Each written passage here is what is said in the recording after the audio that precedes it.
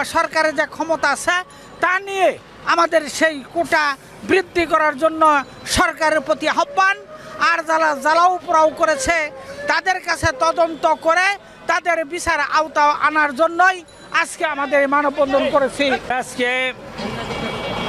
মুক্তিযোদ্ধা সন্তান কমান্ডো প্রজন্ম লীগের উদ্যোগে আজকে আমরা যে প্রতিবাদ ও মানববন্ধন করেছি, জ্বালাও পোড়াও হত্যা খুন রাহাজানির বিরুদ্ধে, এই সরকারি সম্পদ বেসরকারি সম্পদ পোড়ার বিরুদ্ধে আমরা সেই মানববন্ধন করেছি। সভাপতিত্ব করেছেন বীর মুক্তিযোদ্ধা শাহজাহান খান এমপি এবং প্রধান অতিথি ছিল বীর মুক্তিযোদ্ধা মোজাম্মেল হক, মাননীয় মন্ত্রী, মুক্তিযোদ্ধা বিষয় মন্ত্রণালয়ের মন্ত্রী। আমরা এই সংগঠনকে বাংলাদেশ সড়ক পরিবহন শ্রমিক ফেডারেশনের পক্ষ থেকে আমরা সমর্থন দিয়েছি, আমরা উপস্থিত হয়েছি। Sayedabad bus terminal